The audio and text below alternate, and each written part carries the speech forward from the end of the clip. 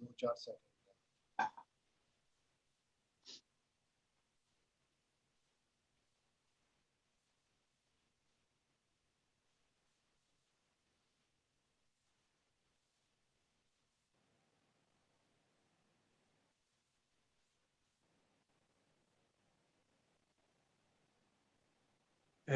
अपना जी अब हम ऑनलाइन है और नईम साहब ਤੁਸੀਂ ਕੁਝ ਕਹਿਣਾ ਚਾਹੁੰਦੇ?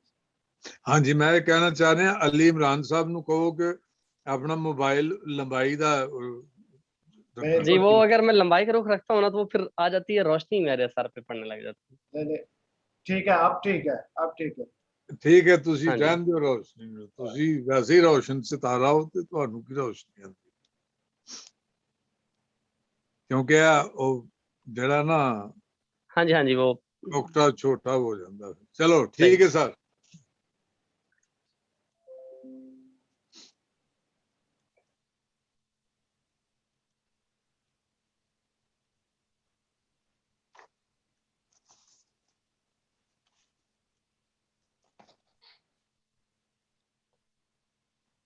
मैं चेयरमैन साकवा समूह और मरकजी सदर आप सबको खुशामदीद कहता हूँ इस प्रोग्राम में जो नईम साहब हम लोग 15 रोज़ा के नाम से लेकर आप सबके सामने हाजिर होते हैं।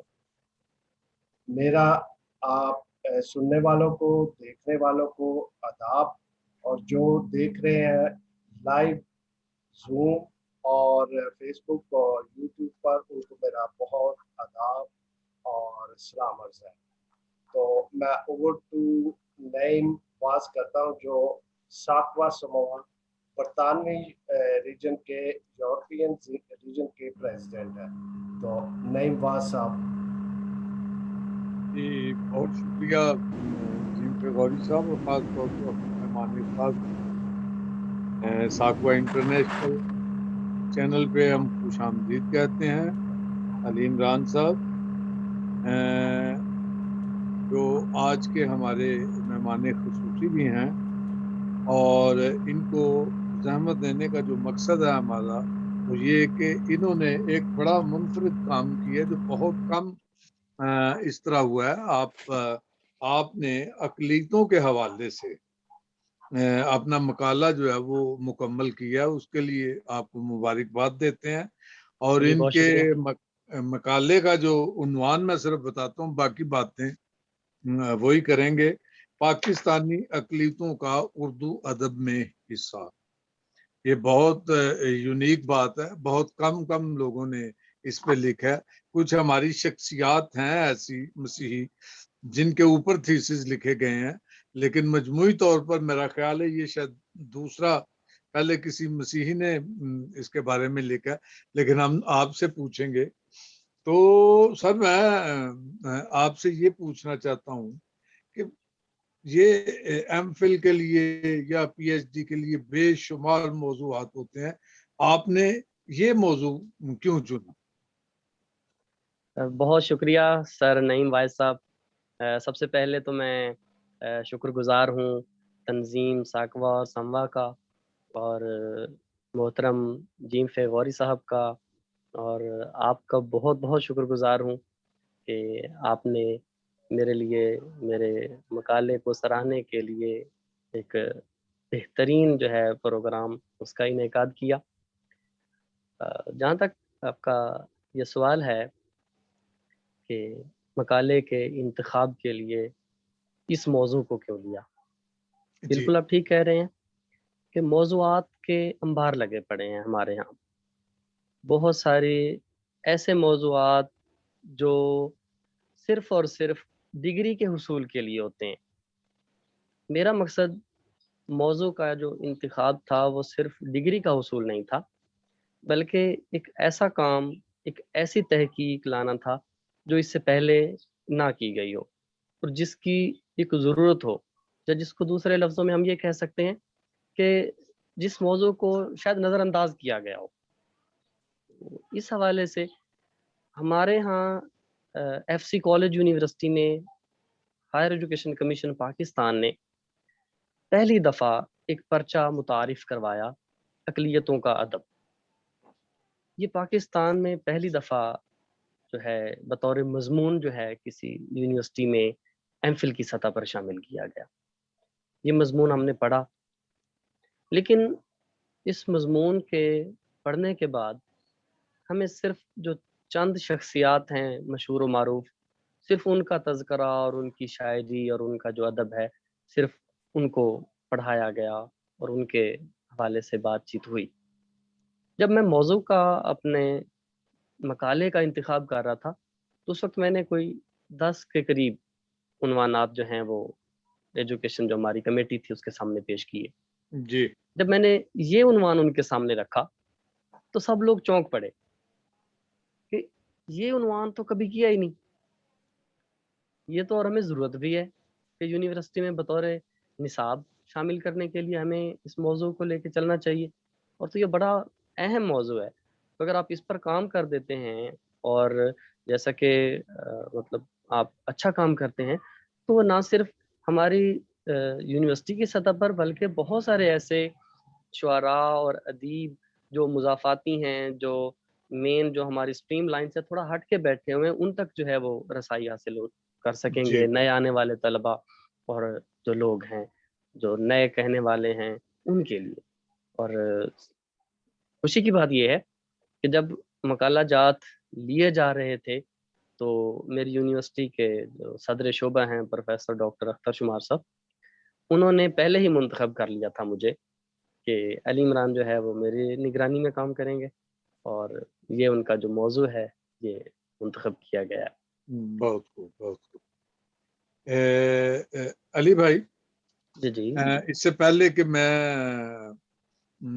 تھوڑا سا غوری صاحب سے بات کروں، ذرا تھوڑا سا آپ اپنے بارے میں ہمیں بتائیں. آپ یہ سوال مجھے پہلے کرنا چاہیے تھا لیکن نہیں آپ کی شخصیت اتنی بھاری بھرکم ہے کہ میں وہ بھول گیا.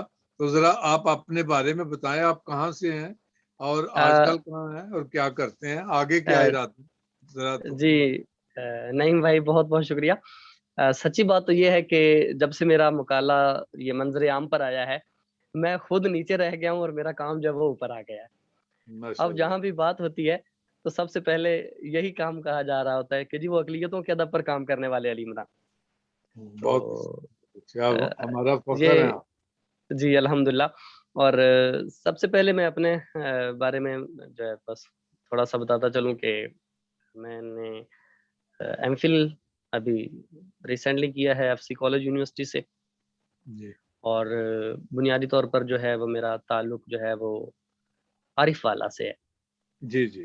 میری جو ابتدائی تعلیم اور جو اعلیٰ تعلیم تھی وہ ہے فیصل آباد سے، اور ان دنوں میں میری ملازمت ہوگی بطور سبجیکٹ اسپیشلسٹ اردو سیالکوٹ میں. تو ان دنوں میں سیالکوٹ میں ہوتا ہوں. بلکہ ایک اور بڑی دلچسپ بات میں آپ سب لوگوں سے کرنا چاہ رہا ہوں کہ ایم فل کا جب میرا داخلہ ہو گیا تو ایف سی میں کلاسز ہماری تھیں روزانہ. جی. اور 4 بجے سے لے کر شام 8 بجے تک کلاس ہوتی تھی. آپ میری جو ہے وہ ڈیووشن کا آپ اندازہ لگا سکتے ہیں کہ میں اپنے 6 کنزیکٹیو لیکچر پڑھا کے سیالکوٹ سے روزانہ لاہور جاتا تھا کلاس لینے کی. اور ان دنوں ہماری یہ جو موٹر وے ہے وہ بھی نہیں تھی، جی ٹی روڈ سے جو ہے وہ میں جاتا تھا. اور روزانہ میرا جو ہے وہ 2 سال کا یہ دورانیہ جو تھا اس میں آنا جانا، اور جو ہے اپنی جو تعلیم ہے اس کے لیے آگے انشاءاللہ تعالی میرا جو ہے ارادہ ہے پی ایچ ڈی کے لیے. اگر ایف سی کالج میں کلاسز پی ایچ ڈی کی سٹارٹ ہوتی ہیں تو ظاہر ہے میری جو پہلی چوائس ہوگی وہ ایف سی کالج ہوگا، نہیں تو جی سی یونیورسٹی لاہور ہے یا پنجاب یونیورسٹی، انشاءاللہ ان میں سے کسی بھی ادارے میں جو ہے وہ آگے پی ایچ ڈی کے لیے. ماشاءاللہ جی. ایک بات میں آپ کے گوشت گزار کرتا چلوں غوری صاحب کی اجازت سے کہ ہم دونوں کا تعلق بھی سیالکوٹ سے ہی ہے. جی مجھے پتا ہے.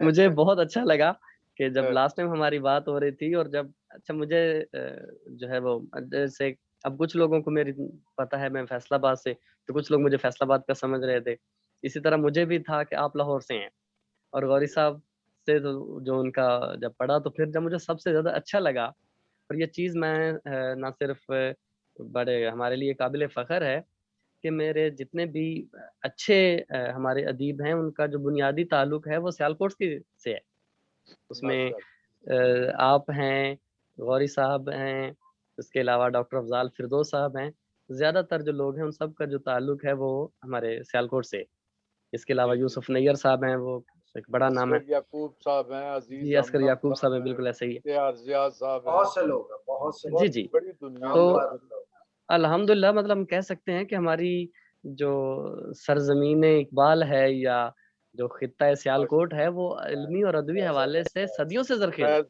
فیض صاحب کی جی سرزمین، اقبال صاحب کی سرزمین، ایسے ہی ہے، پروفیسر وارث میر ہیں، جی جی بڑی بڑی شخصیات ہیں جناب سیالکوٹ سے. تو ٹھیک ہے سر، آپ نے ابھی ہمیں ظاہر ہے ابھی آپ ہمارے ساتھ ہیں، آپ سے باتیں ہوتی رہیں گی. تو غوری صاحب ان کو اگر حرفن مولا کہا جائے تو غلط نہ ہوگا. تو یہ ہمارے پیر و مرشد بھی ہیں. ان کا آپ کو پتہ ہے کہ شاید آپ کو اب موقع ملے گا، فیڈینزا اٹلی کا ایک شہر ہے چھوٹا سا، تو وہاں رہتے ہیں، اور ہر سال یہ ادبی میلہ وہاں پہ لگتا ہے. اور اب اس میلے کو میں نے، میرا خیال ہے میں نے نام دیا ہے بابے غوری کا میلہ. واہ واہ. تو یہ سر بڑی رونق ہوتی ہے وہاں پہ، یقیناً انشاءاللہ آپ بھی آئیں گے وہاں پہ. غوری صاحب ادب کے حوالے سے اور شاعری کے حوالے سے اور بہت سی اصناف میں آپ کہتے بھی ہیں، لکھتے بھی ہیں. بہت پورے یورپ میں آپ جانے پہچانی شخصیت ہے. غوری صاحب، تنقید کیا ہے؟ یہ صحت مند تنقید اور منفی تنقید، اس کو ذرا تھوڑا سا وضاحت فرمائیں. نعیم صاحب بہت شکریہ، لیکن اس سے پہلے کہ تنقید پر جائیں، موضوع کی میں تھوڑی سی وضاحت کرتا چلوں کہ پاکستانی اقلیتوں کا اردو ادب میں حصہ. جی جی. اب اس میں دو لفظ ہیں، اقلیت اور ادب.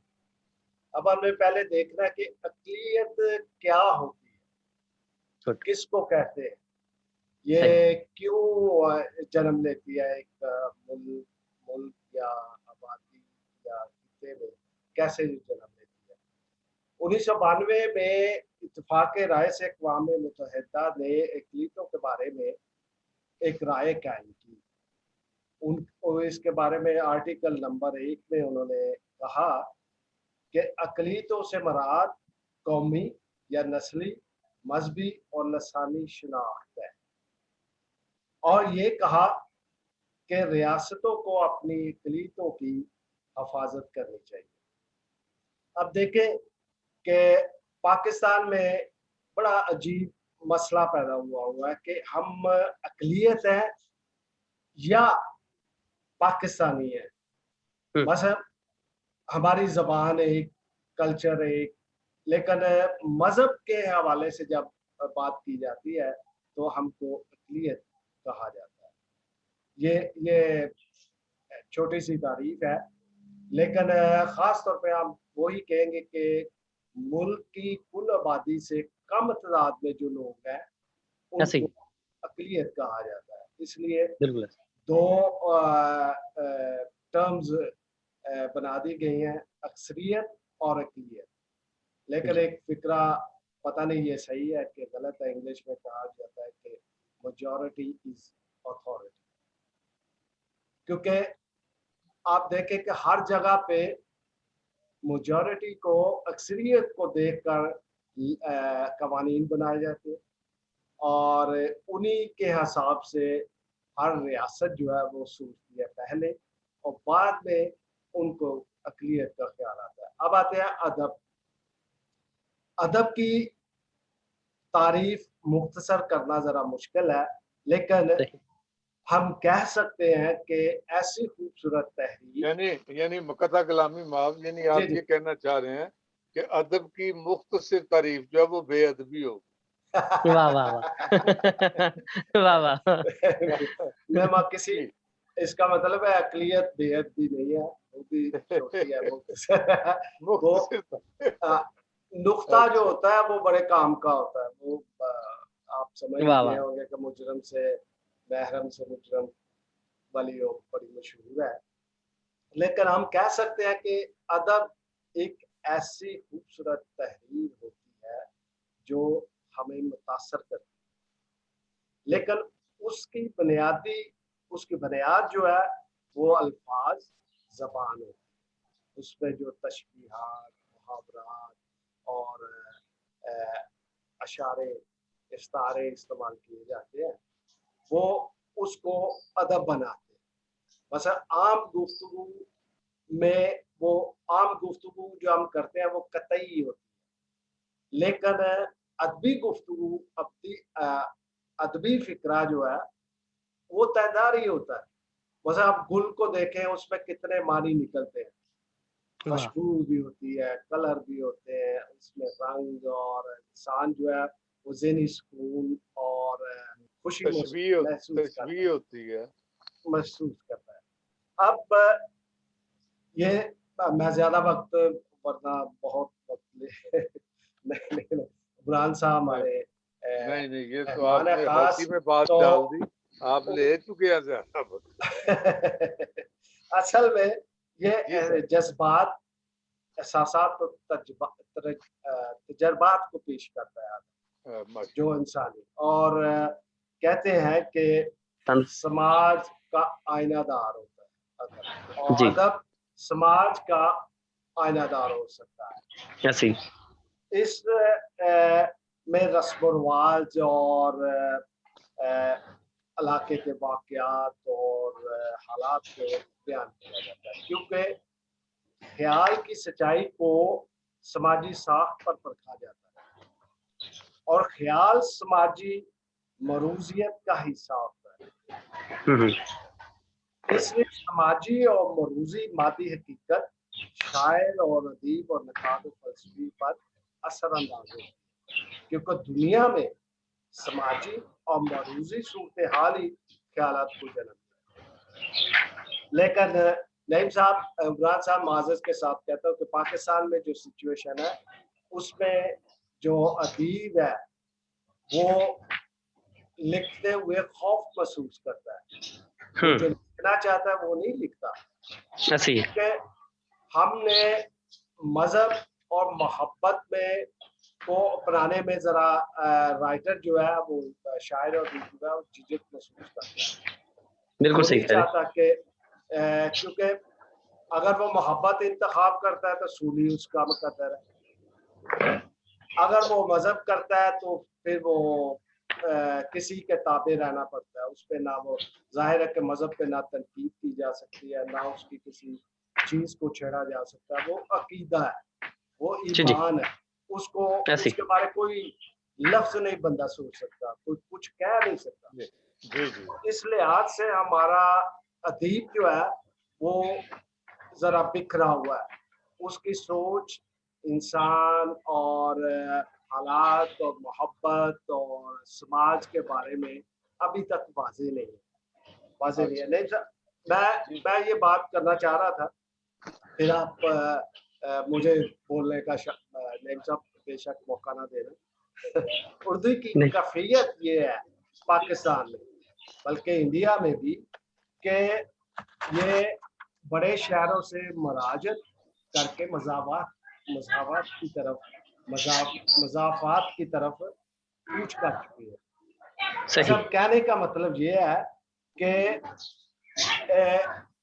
اردو زبان کا قاری زیادہ نہیں ہے، قاری سے بلکہ سامع زیادہ ہے. اور اردو جو ہے وہ شاعری کی زبان ہے اور شاعری کے لیے غزل ضروری ہے اور غزل سنانے کے لیے مشاعرہ ضروری ہے. اور مشاعرے میں داد حاصل کرنے کے لیے جو ہماری اقلیتیں آج کل کر رہی ہیں اس کے لیے موضوعات پرانے برت رہی ہیں، پرانے صحیح جوڑ رہی ہیں، پرانے موضوعات پرانے خیالات ان پر چل رہی ہے۔ ان میں تھوڑی بہت تبدیلی کی ضرورت ہے، ان میں نئے موضوعات کو آنے کا موقع دینا چاہیے۔ لیکن ہماری اقلیت جو ہے، اقلیتیں جو ہیں، وہ ایک فکرہ شاید میں نے نعیم صاحب سے سنا تھا کہ ستائش باہمی کے چکر میں انجمن ستائش باہمی کے چکر میں پڑے رہتے ہیں اور لابی لابی کھیلنے میں مصروف ہیں۔ لہٰذا جو بالکل نئے آنے والے ہیں، لکھنے والے ہیں، ان کی حوصلہ افزائی بہت کم ہوتی ہے، لہٰذا وہی پرانی لکیر پیٹ رہے ہیں جو وہ کر رہے ہیں، جس کے اوپر وہ چل رہے ہیں۔ اس کے بعد میں آپ کو ایک مثال دیتا ہوں کہ ہمارا ابھی سر معذرت کے ساتھ ابھی کتنا ٹائم آپ لیں گے؟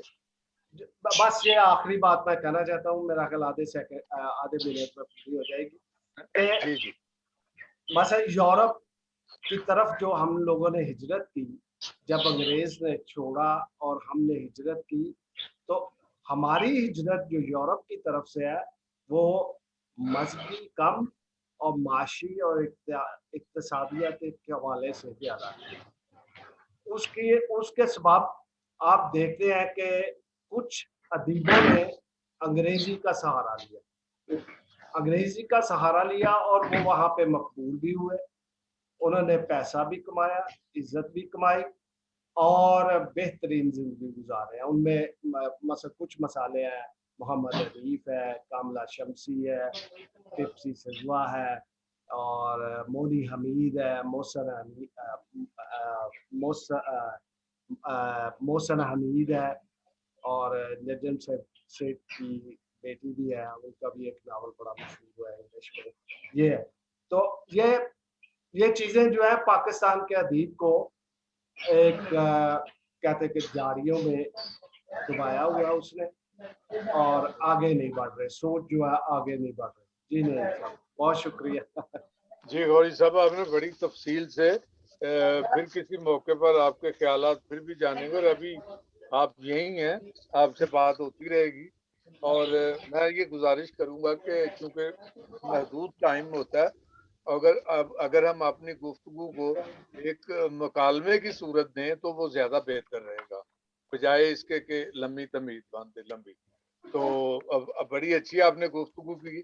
اسی سوال کو لے کے میں علی عمران بھائی آپ کی طرف آتا ہوں کہ اقلیتی ادب کی، چونکہ یہ آپ کا موضوع بھی ہے،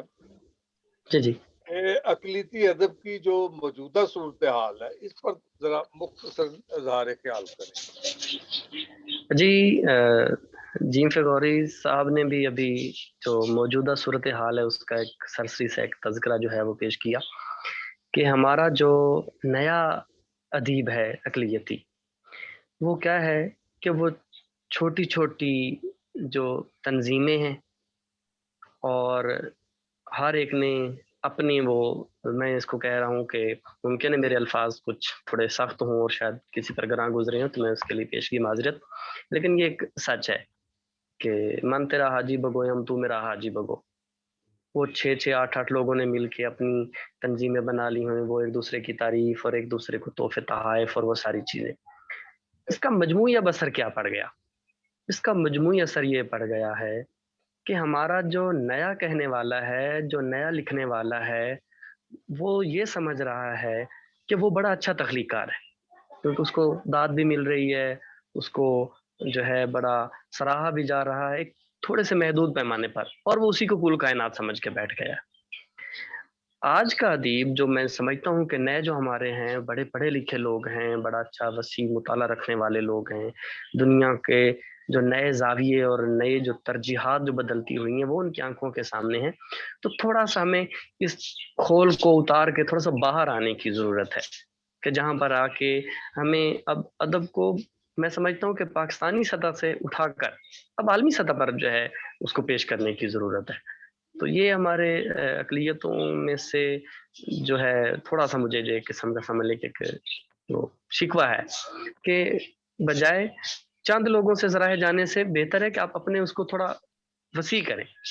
اس ضمن میں وہ نذیر کیسر صاحب کا وہ ایک بات بیان کروں گا. ان کے سامنے میں نے جب یہی سوال کیا تو انہوں نے بڑی اچھی بات کی وہاں پر کہ میں اپنے اکثر جو دوست ہیں انہیں کہتا ہوں کہ شاعری کے حوالے سے نذیر کیسر کو آپ اپنی منزل یا اپنا رہبر یا اپنا آئیڈیل نہ بنائیں. آپ بڑے شاعر کو جب اپنا آئیڈیل، اپنا منزل اور اپنا رہبر بنا کے چل رہے ہوتے ہیں تو پھر آپ کا سفر جو ہے وہ طویل ہو جاتا ہے. یہ صورت ہے. جی جی لیکن ٹھیک ہے سر. پھر بھی بڑی یہ خوشائند بات ہے کہ ہمارے نئے لکھنے والوں میں سے بہت اچھا اچھا شعر کہہ رہے ہیں. مثال کے طور پر اسلام آباد سے ایک محترمہ ہنیہ غزل ہیں، کراچی سے آئرن فرحت ہیں، ہمارے خانے وال سے فخر لالا ہیں، وہ بہت اچھا شعر کہہ رہے ہیں. وسیم جبران بہت اچھا شعر کہتے ہیں اور ان کا افسانے بھی بہت اچھے ہیں، کالم بھی بہت اچھا لکھ رہے ہیں. اسی طرح پروفیسر عارف لاوی ہیں، وہ بہت اچھا کہہ رہے ہیں. تو ایک جو ہماری ایک جو ہے، ہاں اس ضمن میں تھوڑا سا ایک اور جو پہلو ہے وہ بھی جو ہے وہ بیان کرتا جاؤں کہ جو ہمارے معاشرے کا ایک المیہ ہے اور جو مجھے صحیح معنوں میں تھوڑی سی اس کے حوالے سے ایک تکلیف بھی ہے کہ شاید ان کو جو اکثریتی ہیں وہاں پر کچھ کہنے کا موقع نہیں دیا جاتا، وہ مواقع فراہم نہیں کیے جاتے. یہی وجہ بھی ہو سکتی ہے کہ وہ جو پھر اپنی جو تنظیم ہے یا اپنا ایک جو مجمع ہے چند دوستوں کا پھر وہاں تک جو ہے وہ محدود ہو گئے. یہ بھی ایک وجہ ہو سکتی. یہ بڑی بڑی نعیم اہم صاحب بات آپ نے کی. میں نعیم آپ صاحب کی طرف ہی آ رہا ہوں سر. تو جو مجھے بھی سوال کرنے کا حق ہے، بول رہے ہیں آپ دونوں. تو میں اب یہی تو آپ بات کے رحم و کرم پہ ہے. نہیں آپ استاد ہیں. میں بڑی خوبصورت بات یہ بڑا نقطہ آپ نے بیان کیا ہے کہ مواقع جو ہیں اقلیتی ادیبوں اور شاعروں کو وہ بہت کم میسر ہیں مین سٹریم میں آنے کے لیے. تو بالکل ایک صحیح. وجہ اس کی یہ بھی ہے کہ وہ پھر اپنے گروپ یا اپنے خول سے باہر نہیں نکل پاتے. چند لوگ جی جی ابھی میں سمجھتا ہوں کہ کچھ تبدیلی آ رہی ہے، خاص طور ہاں پہ جی یورپ میں بھی، باہر کی صحیح. دنیا میں بھی، پاکستان میں بھی. جی غوری صاحب آپ فرمائیں. جی میں کہنا چاہ رہا تھا کہ میں ذرا اس کو سیٹ کر دوں. میں کہنا چاہ رہا تھا کہ علی عمران صاحب نے بڑی تفصیل سے کہا ہے کہ شاعری کے بارے میں بہت کام ہو رہا ہے، لیکن نثر کا معاملہ یوں ہے کہ اردو میں کتب بینی کا اتنا رواج نہ پہلے تھا اور ایسے نہ ہی اب ہے. نہ اب ہے. ایسے ہی جو قاری ہے ان کا جھکاؤ جو ہے وہ مخصوص مشاعروں پہ ہے، ایسے ہی مخصوص موضوعات پر ہے. مشاعرہ سنتے ہیں، واہ واہ کرتے ہیں اور چلے ایسے ہی. جاتے ہیں. لیکن میں 3-4 کتابوں کا ذکر کروں گا جنہوں نے تنقید، نعیم صاحب کا پہلا سوال تھا کہ جنہوں نے تنقید پر لکھنے کی کوشش کی ہے. ان میں پریا تبیتا ہے جی جی کہ انہوں نے کتاب لکھی ہے کہ ناول میں منفی کردار. اس کے ایسے ہی. بعد ڈاکٹر یوسف نذیر ہے جنہوں نے بڑی اچھی کتاب لکھی ہے جس کا کہیں ذکر اب نہیں ملتا. وہ ہے علامہ اقبال اور مسیحی اصطلاحات. اس کے بہت اچھے. علاوہ نذیر یوسف جی اس کے علاوہ طالب شاہ آبادی نے مقالات کی ایک کتاب لکھی ہے گلدستہ مقالات، جس میں انہوں نے کچھ گمنام جن کو کچھ ہمارے جو برگزیدہ حسین ادیب جو ہیں انہوں نے نظر انداز کیا ہوا ہے. وہ ہے پادری رحمت مسیح باز صاحب جنہوں نے افسانہ بھی لکھا، شاعری بھی کی. مثلا ہر صنف میں انہوں نے کچھ نہ کچھ ہمیں دیا ہے، ادب کو نوازا ہے، لیکن ان کو نظر انداز کیا. ہماری علی صاحب ہماری خوش جی جی قسمتی ہے کہ ہمارے جو آج کمپیئر ہیں اور جن کا یہ پروگرام ہے ہم لوگ وہ ان کے دادا حضور ہے. بالکل صحیح.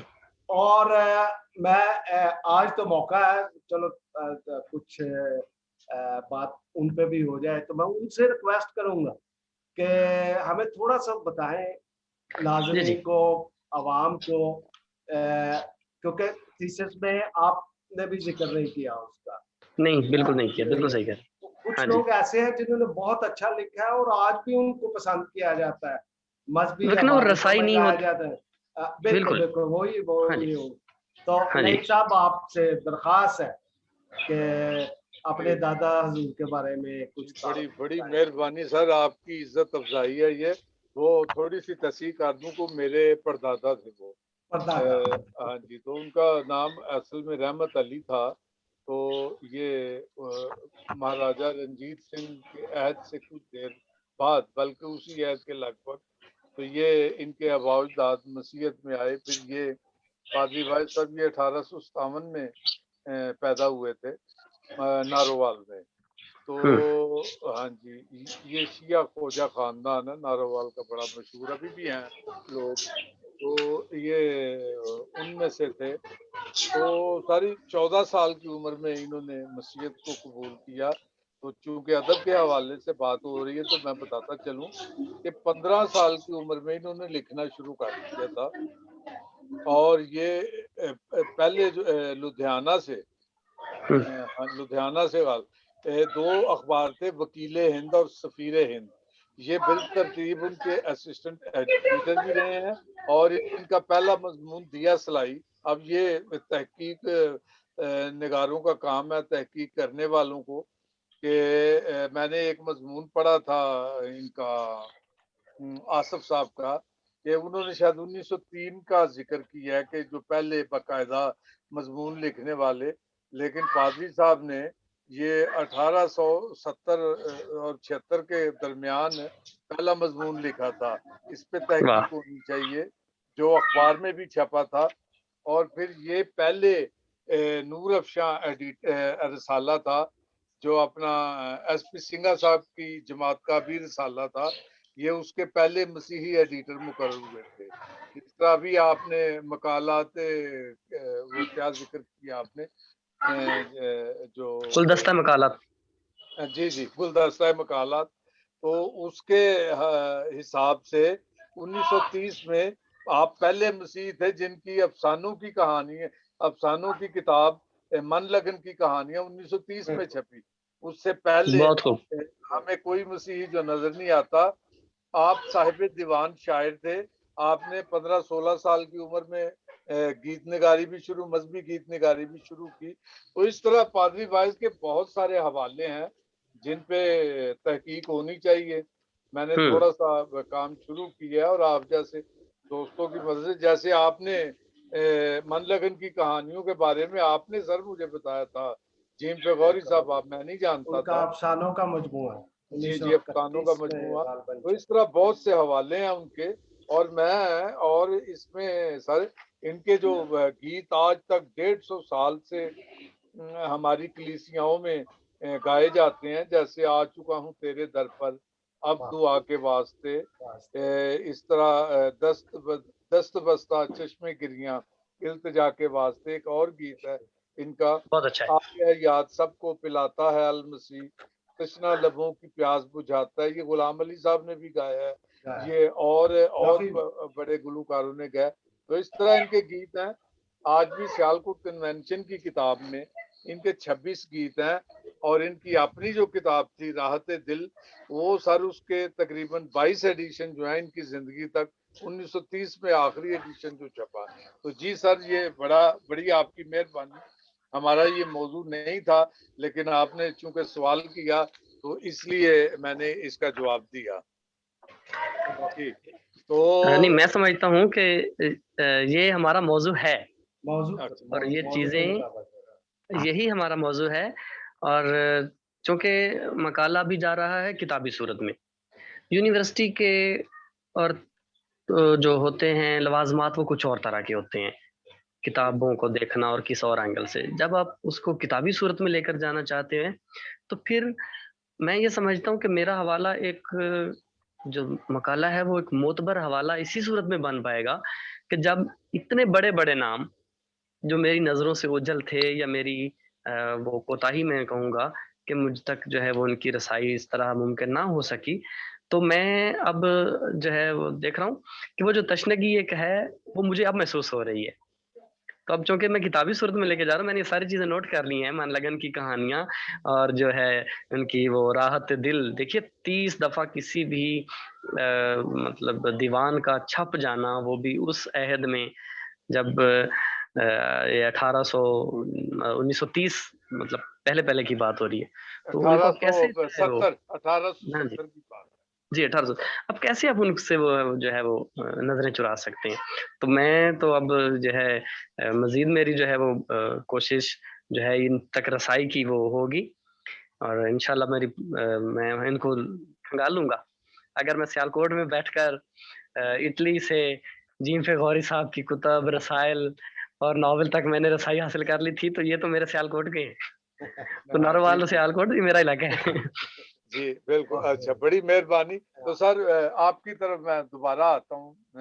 علی بھائی، یہ آپ نے جب یہ کام شروع کیا اپنا مقالہ لکھنا اقلیتی ادب کے حوالے میں، تو اس میں یقیناً آپ نے بڑی، جیسے آپ بتا رہے تھے سیالکوٹ سے آپ روزانہ آنا جانا بڑا مشکل ہے.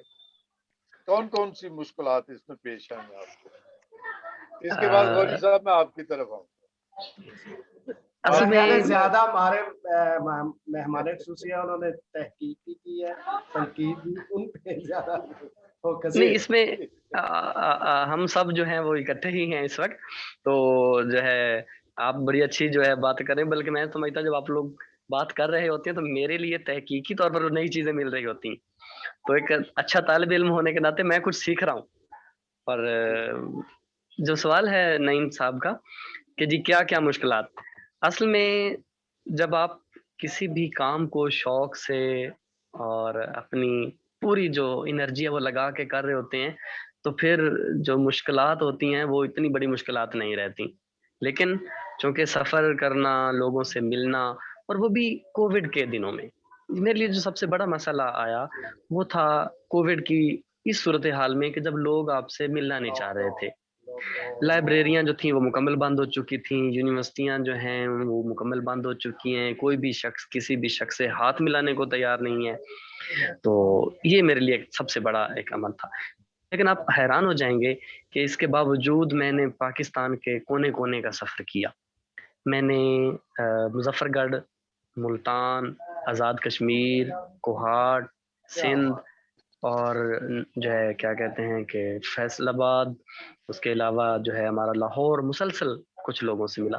اور یقین جانیے میرا اتنا دل خوش ہو جاتا تھا، اتنا دل بڑا ہو جاتا تھا کہ جب میں اپنے دوستوں اور ادیبوں سے وقت لے کر میں وہاں پر پہنچتا، اور گرمی کے دنوں میں اور کووڈ کے دنوں میں، اس کے باوجود جو ایک اپنائیت کا ایک احساس ہوتا. مجھے بہت زیادہ تعاون، میں یہ سمجھتا ہوں کہ میرا مقالے میں اتنا کام نہیں جتنا کردار میرے دوستوں کا ہے، کہ جن لوگوں نے مجھے اپنا مواد جو ہے وہ فراہم کیا، مجھے اپنی کتابیں دیں. اور سب سے اچھی بات یہ کہ میں جس ادیب کے پاس جاتا تھا وہ نہ صرف اپنی کتب مجھے جو ہے وہ دیتے تھے، بلکہ کچھ اور دوستوں کا ذکر بھی کر دیتے تھے کہ جی فلاں شخص بھی ہیں، فلاں دوست بھی ہیں، ان کو بھی شامل ہونا چاہیے، ان کی کتاب فلاں ہے. تو وہ میں مسلسل جو ہے وہ لکھ لیتا تھا. پھر اس کے بعد میں نے ایک بڑی مزے کی بات آپ کو بتاتا چلوں کہ ایک نئی روایت کی میں نے بنیاد رکھی کہ کہتے ہیں کتاب لے جاتے ہیں لوگ واپس نہیں کرتے.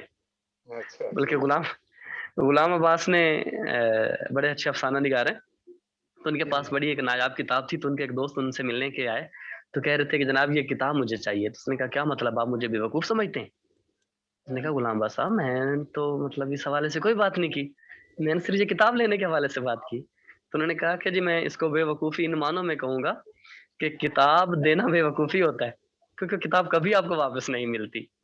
تو جن لوگوں نے مجھے اپنی کتابیں تحفتاً دیں ان کا تو مطلب ہے بڑی محبتیں، لیکن جن لوگوں سے میں نے ادھار کے طور پر کتاب لی تھی، میں اپنا مقالہ ختم کرنے کے بعد ان کے گھر جا کے وہ کتابیں ایز اٹ از ان کو لوٹا کے آیا. یہ الگ بات ہے کہ میرے دل پہ پتھر تھا کہ مجھے ان کی ضرورت پڑ سکتی دوبارہ. ہاں جی، لیکن میں نے انہیں کتابیں واپس کی. جی بہت اچھا. یعنی اقلیتی برادری کا جو آپ کے ساتھ سلوک تھا اس دوران وہ بہت اچھا رہا، قابل تعریف رہا. تو لوگ آپ کو ویلکم کرتے جیسا آپ بتاتے ہیں کہ کووڈ کا بھی. تو غوری صاحب ذرا مختصراً آپ بتائیے کہ ہمارے ہاں تنقید نگاری جو ہے وہ بہت کم ہے، اس کی کیا وجہ ہے؟ اصل میں نعیم صاحب ادب بذات خود نظریہ نہیں ہوتا، بلکہ اس کے اندر کئی نظریے ہوتے ہیں جو نظر بھی آتے ہیں اور پنہا بھی ہوتے ہیں. ہمارے ہاں کچھ عرصہ بحث چلتی رہی ہے، دو نظریوں پر تنقید بھی ہوتی رہی ہے، ان کے بارے تحقیق بھی ہوتی رہی ہے.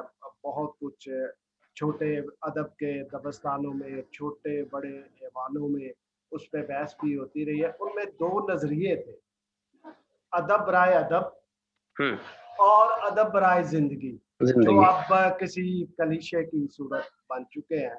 اب ان پہ بہت کم کوئی ادیب بحث کرتا ہے. اب دور جو نیا آیا وہ سماجیات ہے، پوسٹ کولونیلزم ہے، پھر ساختیت، رد ساختیت، تشکیل، رد تشکیل اور جدیدیت، مابعد جدیدیت. یہ نظریے ادب میں آ گیا. لیکن ہمارا ادیب جو ہے ابھی تک وہی پرانی سڑک پر چل رہا ہے، جس کے ارد گرد کوئی نئے نظریے کی نہ کوئی پودا ہے، نہ گھاس ہے، سوکھا ہے، سنسان ہے.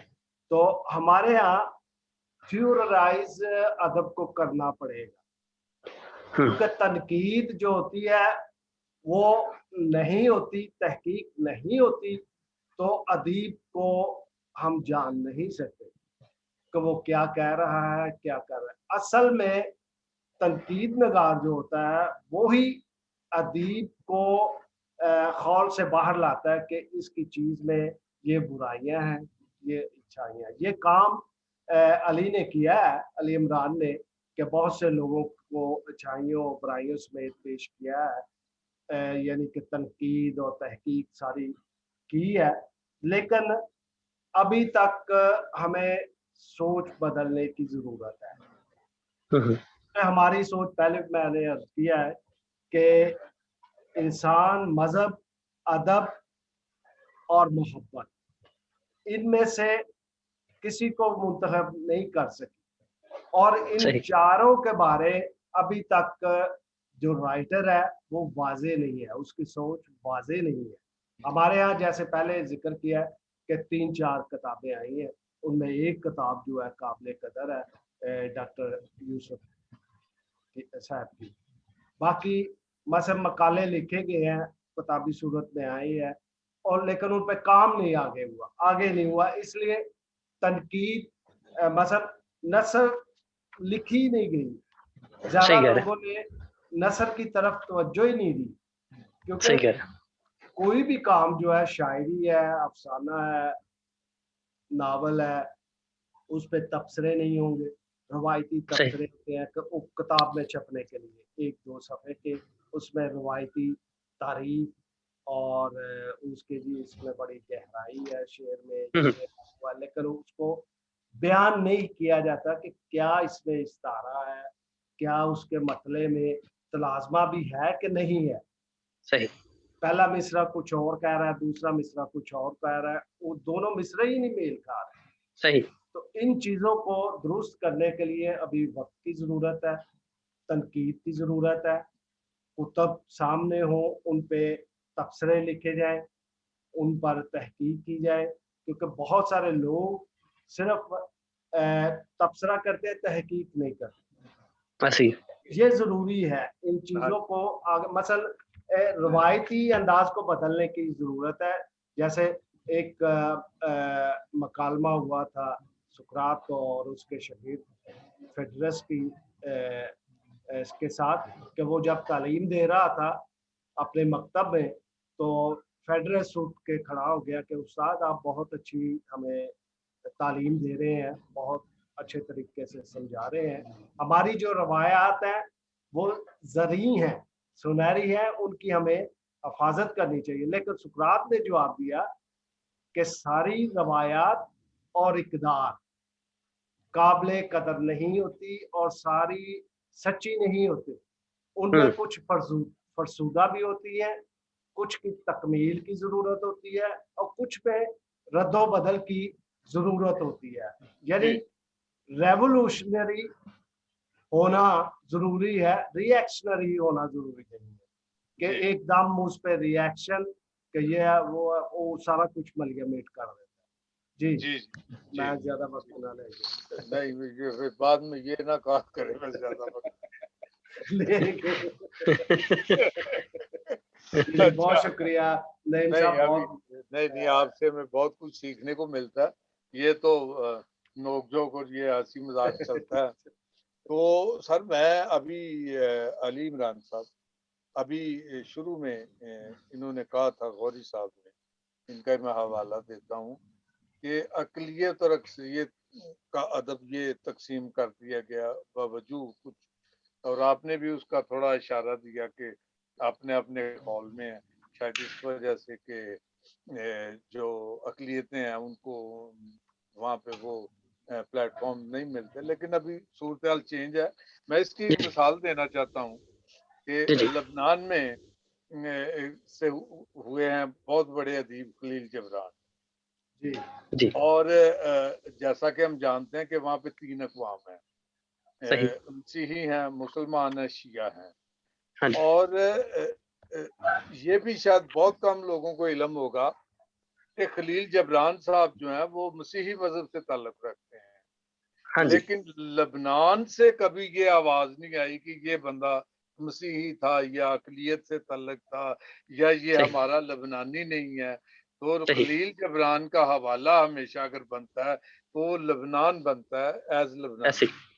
اسی طرح جناب میں یہ ہمارا ایک بڑا اچھا پروگرام لاہور سے چلتا ہے، تو ظفر اقبال صاحب کے ساتھ زیادہ آفتاب اقبال صاحب دنیا جانتی ہے، تو وہ خبردار اس طرح کالم بھی لکھتے ہیں بڑے دانشور.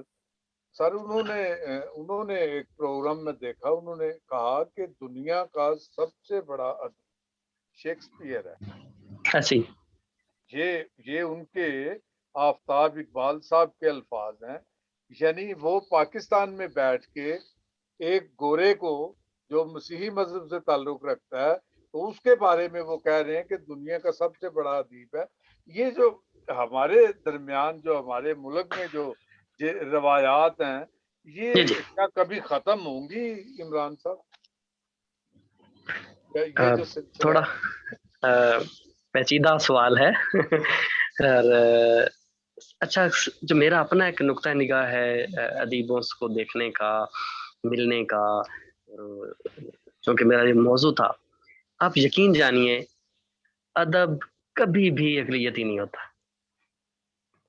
ادب کا کوئی مذہب نہیں ہوتا، ادب کا کوئی فرقہ نہیں ہوتا، ادب کا کوئی علاقہ نہیں ہوتا. ادب انسان کے لیے ہے، اور انسان جہاں جہاں پر بھی موجود ہے ادب اس کا ترجمہ ہے. اب جب ہم دیکھتے ہیں کہ جیسا کہ لبنان والے وہ خلیل جبران کو دیکھ رہے ہیں کہ وہ ایک اچھا ان کا ادیب ہے، اور ان تمام چیزوں سے ماورا ہو کر کہ اس کا مذہب کیا ہے، یا شیکسپیئر دنیا کا بڑا ادیب ہے، اس میں کوئی شک والی بات نہیں، اس چیز سے ماورا کہ اس کا مذہب کیا ہے. ہمارے ہاں تھوڑی سی ایک جو مولویانہ ایک جو ذہنیت ہے، ایک خاص ایک طبقہ ایسا ہے جس نے یہ بھی آپ کہہ سکتے ہیں کہ اپنی اثر و رسوخ کی بنیاد پر یا کچھ اس طرح کی اس نے دیواریں لا کھڑی کر دی ہیں ہمارے درمیان کہ جہاں پر یہ ایک خط جو ہے وہ کھینچ دیا گیا ہے. اس کی میں ایک مثال دوں گا کہ پچھلے کوئی 10 سال سے نذیر قیصر کو جو ہے وہ ایک ایوارڈ جو ہے اس کے لیے منتخب کیا جانا تھا، لیکن کہیں نہ کہیں یہ چیز ہے کہ نذیر قیصر کے اتنی خدمات اور ان کے شاعری کی اور ان کا قدیم اچھا ایک نام ہے، اس کے باوجود انہیں وہ ایوارڈ کا نہ دیا جانا، جس پر آصف عمران نے باقاعدہ ایک پمفلیٹ بھی شائع کیا ہوا ہے کہ ان کا وہ مقدمہ جو ہے وہ عوام کی عدالت میں پیش کیا ہوا ہے کہ جی ان کو ملنا چاہیے. حسن یہ نثار صاحب نے کالم لکھا جی تھا حسن نثار صاحب نے اس پر باقاعدہ کالم لکھا، بلکہ 2-3 کالم جو ہیں ان کے اوپر لکھے ہوئے ہیں، جی. تو جو وہ نہیں ہے. ہاں اب جیسا کہ آپ نے کہا کہ ان دنوں کچھ جو آنے والی ہماری ایک جو نئی نسل ہے جو ان چیزوں سے اب تھوڑا سا اوپر نکل آئی ہے. اب امید ہے انشاءاللہ، اور یہ وقت ہم دیکھیں گے کہ یہ جو دیواریں ہیں یہ گر جائیں گی، اور نعیم وائز اور جیم فیغوری کو یہ نہیں کہ جی وہ مسیحی برادری سے تعلق رکھنے والے ہیں یا کچھ اور ہے، وہ اچھے شاعر ہیں، اچھا کہنے والے ہیں. اور میں نے اپنے مقالے میں پہلے تو جو میرا وائوا لینے والے تھے انہوں نے کہا کہ جی مجھے لگا کہ شاید آپ بھی کسی اقلیت سے تعلق رکھنے والے ہوں گے، کیونکہ اس طرح کے موضوعات وہی لوگ لیتے ہیں، جیسے کہ آپ نے پہلے کہا نا کہ اس سے پہلے کام ہو چکا ہوا. اچھا، تو جب میں نے انہیں جو ہے بات کی میرے ظاہر نام سے اور ان کو پتہ چلا کہ جی وہ نہیں ہے، تو وہ حیران ہوئے کہ آپ کی دلچسپی جو ہے اس موضوع کی طرف کیسے. میں نے کہا جی اس کو آپ کیوں قید میں ڈال رہے ہیں کہ کیا اقلیتی موضوع صرف اقلیت کے لیے؟ تو آپ کو تو ان چیزوں سے اب نکل جانا چاہیے. وہ ایک ہماری ایک ذہنیت جو ہے وہ بن چکی ہے. لیکن ابھی الحمدللہ بہت ساری جو ہے وہ چیزیں ہم دیکھ رہے ہیں آ رہی ہیں. ہمارے یہاں سیالکوٹ میں فرانسس سائل ہیں اور بزمی صاحب ہیں، تو ہمارا وہ ان سے ملنا بیٹھنا اور شاعری اور ان کی وہ جو چیزیں ہیں وہ اب ہے کہ کم ہوتی جا رہی ہیں یہ چیزیں. اور ادیب کی جو صحیح پہچان ہے وہ اس کا ادب ہے، وہ اس کا مذہب نہیں ہے. اور ان چیزوں کو اب بالائے طاق رکھ دینے کی ضرورت ہے. ہمارے ہاں جو بنیادی طور پر جو میرا مقصد جو تھا ایسے تمام لوگوں کو اور ادیبوں کو جن کو صرف اس حوالے سے کہ جی وہ کسی اور مذہب سے تعلق رکھنے والے ہیں تو ان کو نظر انداز کیا جا رہا ہے، بجائے اس کے کہ یونیورسٹیاں کسی ایک شخص کو پذیرائی دینے کے لیے اس پر مقالات تو لکھوائے جا رہے ہیں. لیکن سوائے 2-4 لوگ جو ہمارے بڑے، وہ بھی میں اسی حوالے سے شاید کروں گا کہ شاید ان لوگوں پر اس حوالے سے کہ وہ ایک مرکز میں موجود ہیں، وہاں پر بیٹھے ہوئے ہیں ان کے اوپر، تو جو دوسرے لوگ بیٹھے ہیں کام کرنے والے ہیں جو تخلیق کر رہے ہیں. اب جیسے کہ اب دیکھیں نا، جب آپ بات کر رہے ہیں کہ پادری وائز صاحب جنہوں نے مان کی لگن افسانے جو ہیں آج سے تقریباً 100 سال پہلے ان کے لکھے گئے ہیں، تو نام لینے والا کوئی نہیں ہے، جانے والا نہیں ہے. یہ بنیادی طور پر مقصد تھا، اور صحیح معنوں میں تحقیق کا مقصد یہ تھا کہ ان تمام ادیبوں کو اکٹھا کر کے ایک ایسی جگہ پر ان کو بٹھا دینا ہے کہ ان کا نام اور ان کا کلام اور ان کی باتیں جو ہیں وہ ان کی زمانہ ہے وہ گونج سنیں، اور انشاءاللہ اس کا وہ دیکھیں گے.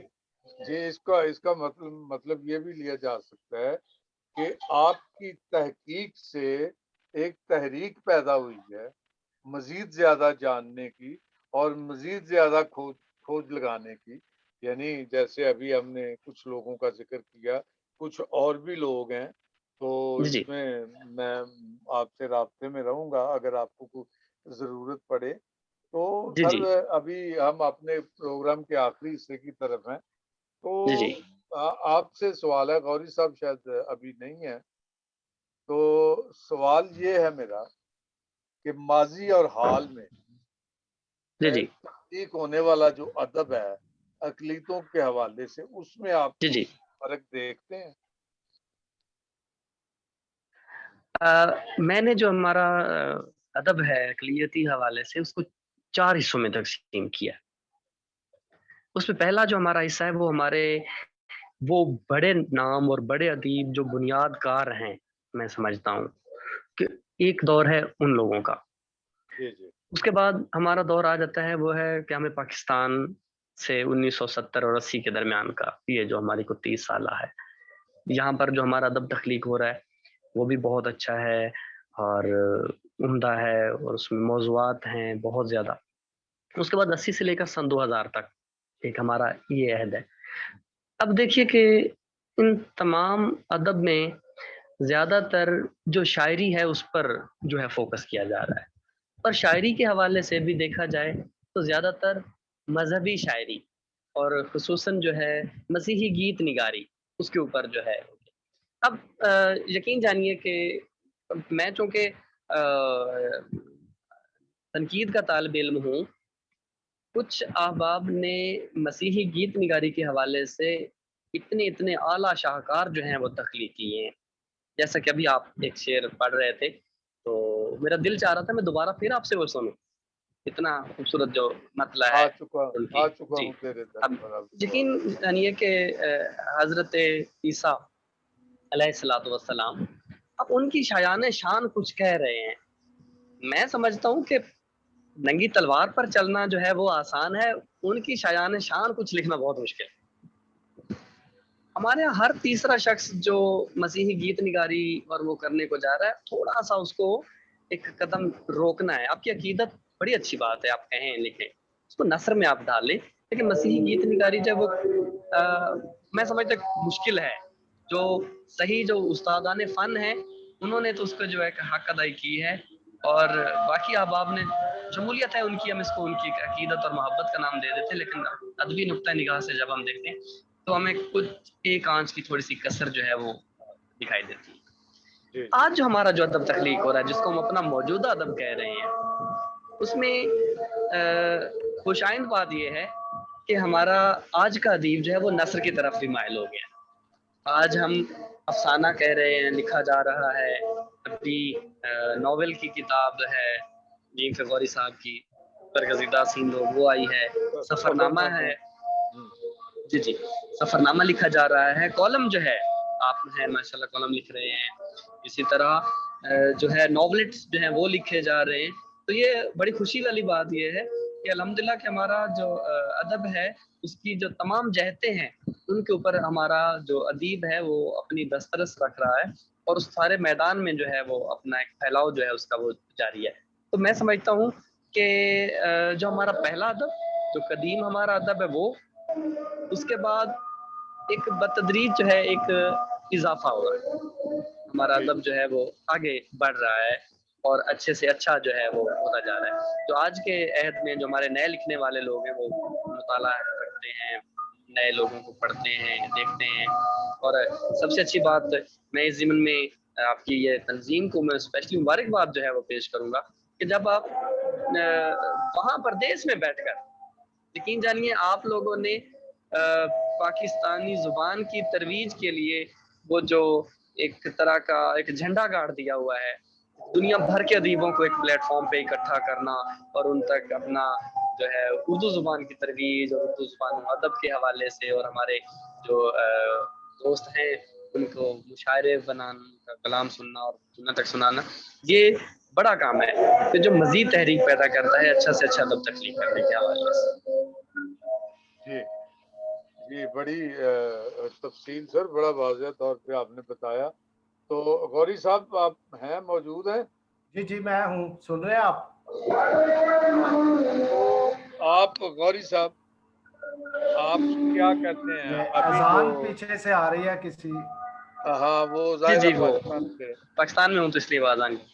जी जी, तो गौरी साहब जी जी, आप थोड़ा सा रोशनी डालेंगे जो अभी अली इमरान साहब ने कहा है, और हम प्रोग्राम के आखिरी हिस्से में है, तो जरा मुख्तसरन आप तेज वाली थोड़ी देर खामोशी को, बहुत तेज आवाज आ रही है अजान की। बस आखिरी वो।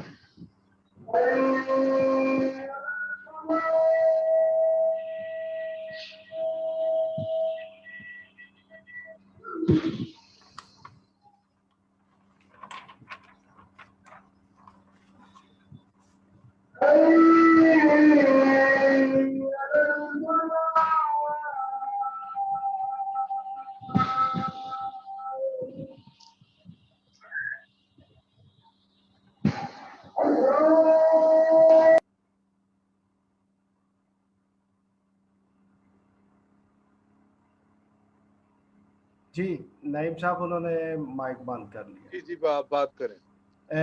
लेकिन मैं कुछ सुन नहीं था सका क्योंकि डिस्टरबेंस हुई थी। जी, मैंने तो सवाल ये किया था कि माज़ी और हाल में जो हमारे अदब है,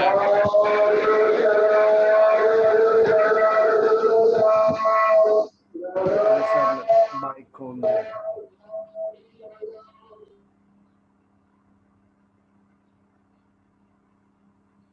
جی غوری صاحب. جی میں کیونکہ علی صاحب کو بھی نہیں تھا سن سکا میرا سوال آپ سن لیں. تو جی یہ ہم اپنے پروگرام کے آخری حصے میں تو جی یہ ذرا مختصراً ہمیں بتائیں کہ جو ماضی اور موجودہ تخلیق ہونے والا ادب ہے اس میں کوئی فرق آپ کو نظر آتا ہے اقلیتوں کے حوالے سے؟ جی جی بہت زیادہ فرق ہے، کیونکہ نئے لکھنے والے بڑا اچھا لکھ رہے ہیں. کچھ لوگ جو ہے وہ نئے موضوعات برت رہے ہیں، تشبیہات برت رہے ہیں، اور لیکن مسئلہ وہی ہے، ہمارا ادیب جو ہے وہ لکھ بھی رہا ہے اور زندگی گزارنے کے لیے کوئی اور پیشہ بھی اپنائے ہوئے ہے. مطلب ہمارے ادیب جو ہے وہ فل ٹائم رائٹرز نہیں ہیں، مطلب ان کو روٹی کے لیے، بال بچوں کو پالنے کے لیے کوئی نہ کوئی کام بھی کرنا پڑتا ہے، اور پھر جان جوکھوں میں ڈال کر کتاب چھپوانے کے لیے ان کو پیسے ادھار پکڑنے پڑتے ہیں یا لگانے پڑتے ہیں، اور پھر وہ کتاب جو ہے وہ مفت تقسیم کرنی پڑتی ہے. جی جی اور ان پر جو جی سن رہے ہیں علی صاحب؟ جی جی میں سن رہا ہوں. اور پھر ان کتب پر تبصرے کے لیے نقادوں یا تبصرہ نگاروں کو چائے بھی پلے سے پلانی پڑتی ہے. بالکل صحیح ہے. کیونکہ ہمارے ہاں وہ بات نہیں جو یورپ میں ہے، برے صغیر میں وہ بات نہیں ہے، کیونکہ بالکل صحیح ہے. کتاب چھپوانے کے لیے سرمایہ کی ضرورت ہوتی ہے، پبلشر کی ضرورت ہوتی ہے. پبلشر جی جو ہے وہ ایک کاروباری ادارے ہیں، بزنس مین صحیح. ہیں. وہ کاروبار پیسہ وہاں لگاتے ہیں جہاں سے انہیں پروفٹ ہو، بالکل ایسا. جہاں سے انہیں پروفٹ ہو. اور کتاب سے ان کو کوئی پروفٹ نہیں ہے، کیونکہ کتاب بھی نہیں، پہلے بھی میں عرض کر چکا ہوں کہ نہ پہلے رواج تھا نہ اب ہے، وہ مفتی تقسیم کرنی پڑتی ہے. اور زیادہ تر کتب جو ہے وہ شاعری کی چھپتی ہیں، جی اور وہ شاعری چھپتی ہے زیادہ جو رومانوی ٹائپ کی ہو، جو مشاعروں میں پڑھی جائے یا حوالوں کے ساتھ، لیکن جن میں خاص موضوعات ہوتے ہیں، فلسفہ، زندگی، وہ نہیں چھاپی جاتی. تو اس حوالے سے لیکن پھر بھی ادبی فضا، ادبی جو میدان ہے اس میں بڑے اچھے شاہسوار اترے ہوئے ہیں، قلم لے کر وہ لکھ رہے ہیں، چاہے وہ چھپ نہیں رہی لیکن لکھ رہے ہیں اور بڑا اچھا لکھ رہے ہیں. کیونکہ وقت بدلتا جا رہا ہے.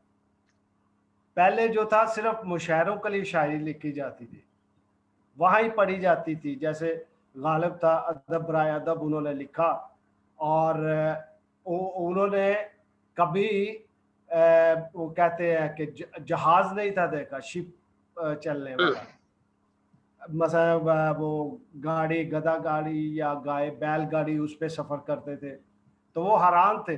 لیکن انہوں نے پھر بھی شاعری کو وہ سمت دی کہ جس کو اپنا کر نئے لکھنے والا وہ آگے نکل سکتا ہے، آگے جا سکتا ہے. اس کو بنیاد بنا کے. جی جی. تو یعنی آپ کا کہنے کا مطلب یہ ہے کہ ذرا نم ہو تو یہ مٹی بڑی بڑی. تو عمران بھائی آپ آخر میں کچھ کہنا چاہیں؟ جی سب سے بہت شکریہ. میں جو ہے آپ سب لوگوں کا شکر گزار ہوں، تنظیم ساکوا کا، ساموا کا اسپیشلی جو ہے وہ میں شکریہ ادا کرتا ہوں. نعیم صاحب آپ کا، محترم جیم فیغوری صاحب کا، کہ آپ نے مجھے جو ہے اپنے خیالات کے اظہار کا موقع دیا. اور میں پر امید ہوں اپنے نئے لکھنے والوں سے، نئے ادیبوں سے، کہ وہ بغیر کسی بھی چیز کو ذہن میں رکھتے ہوئے کہ شاید ان کا تعلق جو ہے وہ کسی اور مذہب سے ہے، اچھا سے اچھا لکھیں. چھپ رہا ہے یا نہیں چھپ رہا، لیکن آپ رہیں یا نہ رہیں، آپ کا ادب جب تک دنیا میں رہے گا آپ دنیا میں موجود رہیں. اور میرے بہت اچھے دوست احباب جو ہے ادیب، نئے لکھنے والے، وہ بارہا مطلب ذکر کر چکا ہوں کہ وہ بہت اچھا لکھ رہے ہیں، اور ہم ان سے مزید جو اچھے کی مزید بہتری کی جو ہے امید اور توقعات ہیں، اور انشاءاللہ وہ دن دور نہیں کہ جب ہمارے ادیب بالکل اسی مقام و مرتبے پر پہنچے ہوں گے کہ جہاں پر ہر ایک شخص پر الگ سے مقالہ لکھوایا جا رہا ہوگا یونیورسٹیوں کی سطح پر، ان تمام چیزوں سے ماورا ہو کر کہ وہ کسی بھی اقلیت سے تعلق رکھنے والے ہیں۔ جی بہت شکریہ میری طرف سے۔ بہت شکریہ نعیم سر، صاحب آپ آخر میں اب بڑا قیمتی ٹائم اپنا نکالا۔ جی غوری صاحب آپ آخر میں کچھ؟ میں علی عمران صاحب کا تہ دل سے مشکور ہوں، اور ان کو مبارکباد ایک بار پھر دیتا ہوں کہ کتاب بہت اچھی ہے، بہت عمدہ موضوع ہے، اور ہو سکتا ہے کہ اس موضوع کو لے کر بہت سے لوگ ان کے پیچھے چلیں۔ بہت بہت مبارک، بہت بہت شکریہ۔ جی بہت شکریہ آپ دونوں حضرات کا۔ جی ناظرین، تو ساکوا انٹرنیشنل ٹی وی کی جانب سے ہمارا پروگرام دیکھنے کے لیے آپ کا بہت بہت شکریہ۔ خوش رہیں، جہاں بھی رہیں، ہمارے لیے دعا کریں۔ بہت بہت شکریہ سر، خدا حافظ۔ بہت شکریہ نعیم صاحب، بہت بہت مبارک ہو اچھے پروگرام کے لیے، اور امید ہے آئندہ بھی آپ اس طرح ہم لوگ میں لے کے آئیں گے اچھے لوگوں۔ جی انشاءاللہ۔ ابھی آف ہے۔